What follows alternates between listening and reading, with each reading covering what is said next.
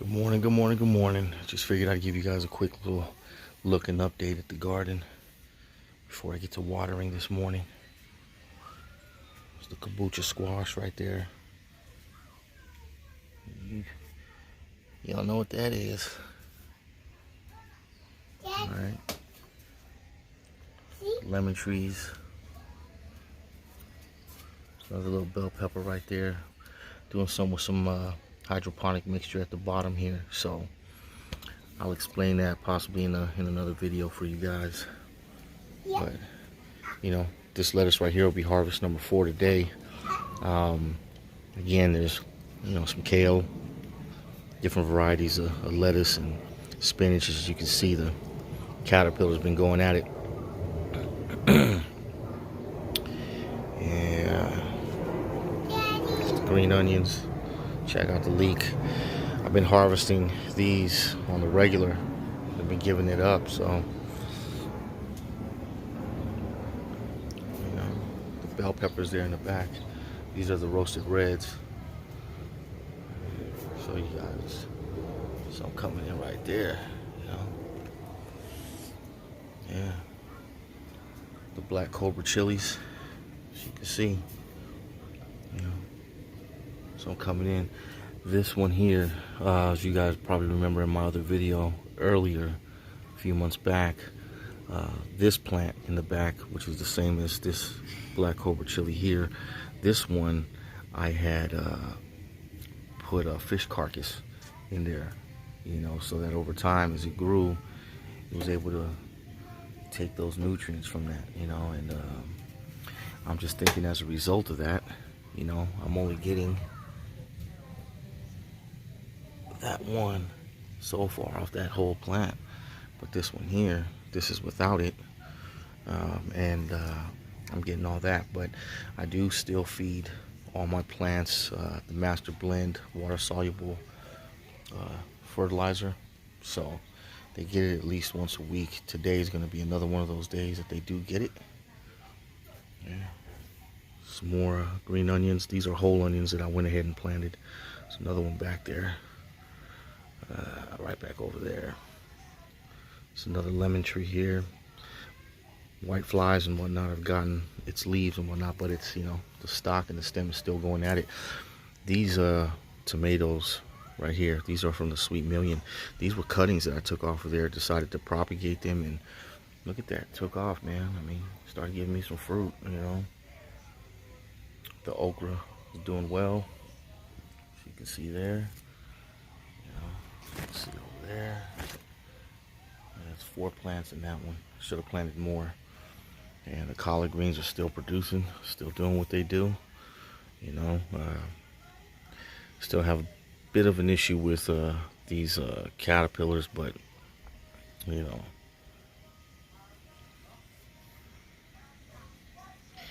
And here are the Roma tomatoes right here. Since I introduced lacewings into this plant here, the lacewings have doubled up, tripled up, and have moved on into the rest of the garden and are taking well good care of this Roma tomato, because she was looking bad, but as you can see in there, we're getting some color now, so again, just a quick update. We've been harvesting this sweet cherry tomato here, and as you guys can see, there's a lot more flowers, since we've been harvesting, just kind of munching on these things. It's sweet, I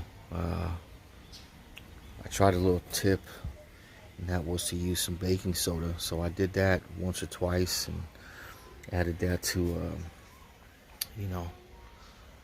to the top there, and did that to a few of the plants, and let me tell you, they said it was going to add sweetness to them, and it did. It did. And I'll give you guys maybe an update on this just briefly. This is a great system, right? I have another video that's up that you guys seen when I built this. All right, it's not my idea. Credit goes to Mike Van Duzzy. Keep on Growing with Mike Van Duzzy. You can check him out, but he deserves the credit for this. uh, non-water circulating hydroponic system. It's similar to a Kratky method, but you're getting more plants in one unit. What I found, which I hardly use this because I just don't have the proper setup for it. As you can see, this collard green, it's been thriving. I had to pull it up because these roots are ridiculous. I mean, they're probably by now dragging way down in here. But I had to pull them up. But what I found out is using this, you cannot keep this in full sun. Okay, any of your microgreens that you try to transplant in here to have grow, they cannot have full sun. They'll dry up, they'll shrivel up, they'll look something like this. I was just playing with this. This came from my nectarine tree that I'm growing over here. And it had roots, so I just said, you know what? I'll put it in here because it was just randomly growing in the pot with the nectarine. So I said, I'll see what happens with it. But that's what happens. They dry up and shrivel up. The sun is just too much, and it's been in the high 90s. You know what I mean? Here in at least here in San Fernando Valley. So the trick is to keep this in a shaded area where it's not getting direct sunlight, and it works. I have an area over here on the side of the shed. I'm going to go ahead and build a little stand to set all 4 of them up on, and I'll get some microgreens growing again, and we'll try it out again. Here's the kale. This will be the second harvest I'm going to take off this today. But yeah, check out the again, all the lettuce and stuff. I harvest and it's like two days later, this is just back up and running. Especially after I harvest, I've given it the water soluble nutrients, the master blend, and I kid you not, in 2 days, man, I mean, this thing looks bare when I harvest, and it comes right back. I don't cut it all directly off the stalk. I harvest off the leaves. Right, I get close to the stalk stem, and it just keeps on giving back. Thank God for that. It's a blessing. As you can see, see some of these little white flies start to move out when I come through. But yeah, just a quick update. Let you guys check out the the little garden. The husky red right here, she's doing well. She's starting to flower up. And with this one too, I had a cutting that I went ahead and I planted there.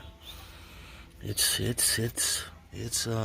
established itself there. It looks to me, I must have had some kale seeds in here. That's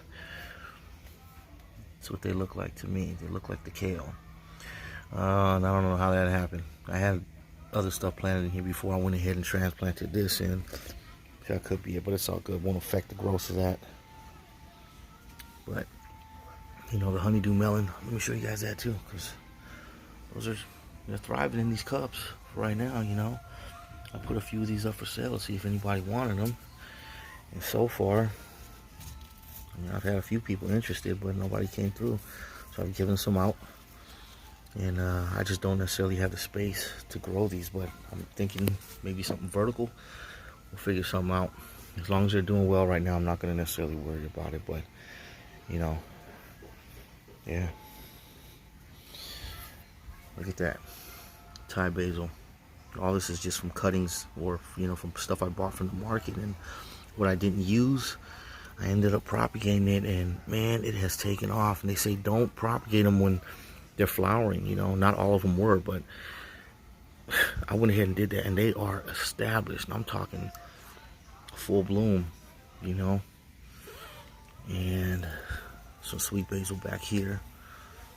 This was the one originally that I first started, and I grew, and it just got tore up and thought it was dying, and there was like 2 or 3 stalks left. And once I ended up propagating the Thai basil with it, it was probably, I don't know, maybe half a month or so, 2 weeks, and they're thriving once again. The rosemary's doing well. Some more sweet basil here. You know, little issues with some of these little caterpillars, man. You know, that white cabbage moth swatted one down yesterday. I can't stand them. But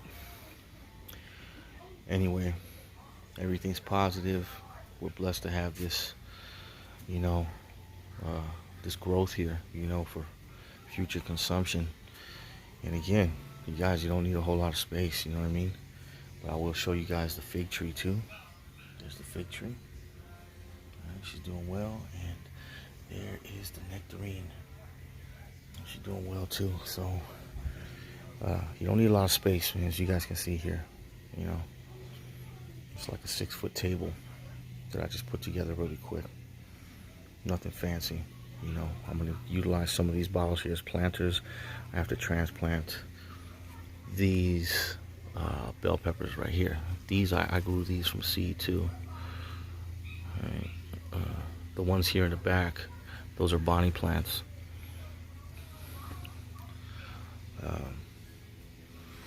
But yeah, you know, check out this spinach right here. It's spinach and a lettuce. Yeah. Thriving, doing well in this little pot. Again, as soon as I add nutrients to that, that thing just took off, man. You know, this is probably 2 weeks of growth. Not even that, since I last watered it. That's probably like a week, and it did that after I added the nutrients. You know, but yeah, check out these collard greens all day, baby. Some more honeydew right there. All them other collard greens there. These never got transplanted, so I just snip them. They're like baby greens, you know. They're still delicious, you know. Caterpillar holes and all. Yeah. Check these out. Yeah. Yeah. That's what's up. So, you know, again, maybe I'll do another video once I get this established, because this worked to a degree, right? But I just left it alone and figured I'd just go the traditional route and just continue to deal with soil. And, you know, the soil's been doing well for me. I also added to the other fertilizer that I use are worm castings. I'll show you guys the bag really quick. This out. I'm not sponsored by none of these people. I'm showing you guys what I use. Earthworm castings. Alright. So when I transplant my plants now, that's what I use to give it some fertilizer directly to the roots. You know, there's some peas that sprouted to at least one out of the 3 seeds I planted. So nurturing that one, show you guys that one maybe a little later. But for now, this is what the garden is looking like, y'all. Grow your own food. You can do it. You should do it. Plan on adding some other vegetables here too, but you know, for now, this works. I've been harvesting the herbs on a regular, the green onions, you know, and these collards. So there it is there. Grow your own food. Stay blessed. Peace. Peace.